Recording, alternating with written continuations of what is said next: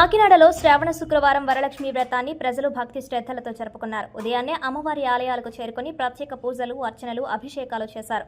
ప్రత్యేక అలంకరణలో ఉన్న అమ్మవారిని భక్తులు దర్శించుకుని పులకించారు. అనంతరం తీర్థ ప్రసాదాలు స్వీకరించారు. మరోవైపు మహిళలు ఇళ్ల వద్ద వరలక్ష్మి వ్రతాలను ఘనంగా నిర్వహించారు.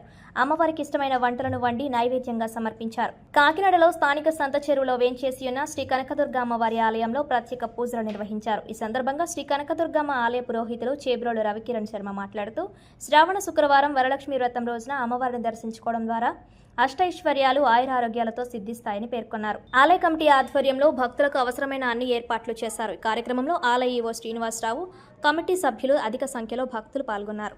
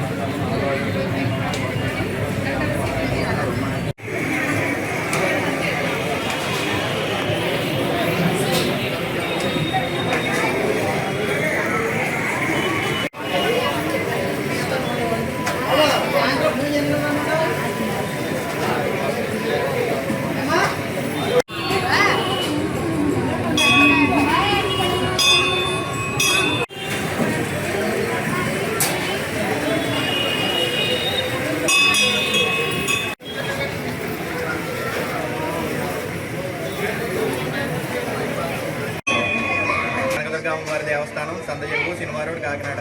నా పేరు రవికిరణ్ అండి. ఈ 4 శుక్రవారాలు ఇక్కడ సామూహిక వరలక్ష్మి వ్రతాలు జరుగుతున్నవి.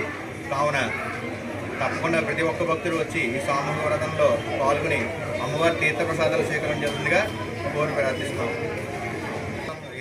ఈ వరలక్ష్మి శ్రావణ మాసం 2వ వారం కావున ఈ వరలక్ష్మి వ్రతం కావున ఈ రోజున పొద్దున 5 గంటల నుంచి భక్తులందరూ తండోపతండాలుగా తరలిస్తున్నారు.